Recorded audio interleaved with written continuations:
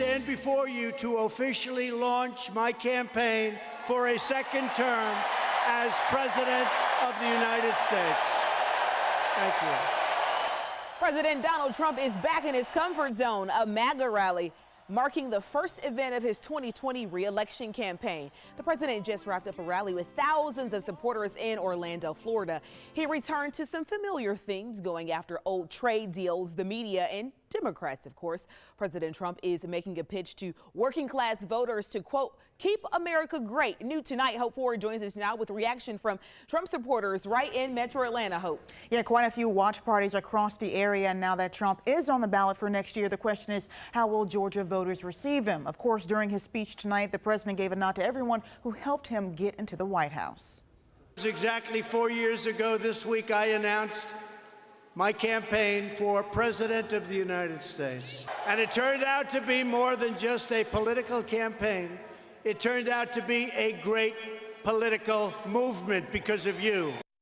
So in 2016, Trump won Georgia, and here in our area, voters who supported him want to see the president in office for a second term. They don't believe polls like a recent one from Fox News saying he's trailing Democrats. Supporters say they've seen the president win over skeptics. You know, I wouldn't really give any credence to the polls right now. We're a year and a half away, and quite frankly, well, he was behind in the polls in 2016 and he won.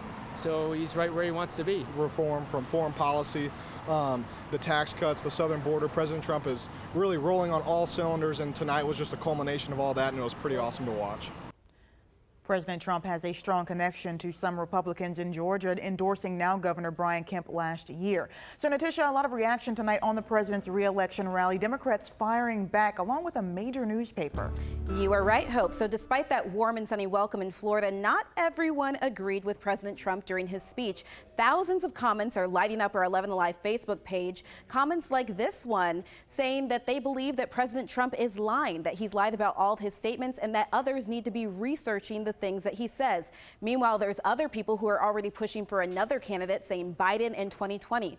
Now in Florida, the primary newspaper in Orlando had an announcement of its own today. The Orlando Sentinel says it will not endorse President Trump in 2020. And the paper is calling for voters to do the same. Today, in a stinging op-ed, the Sentinel editor board wrote, "We're here to announce our endorsement for president in 2020, or at least who we're not endorsing, Donald Trump."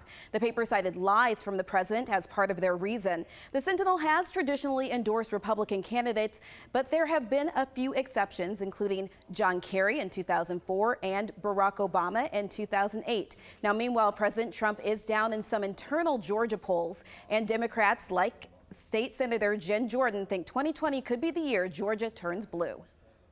And, you know, with him at the top of the ticket, I think it's going to affect every single House and Senate race, you know, up and down the ballot. And if I were a Republican, I'd be incredibly concerned.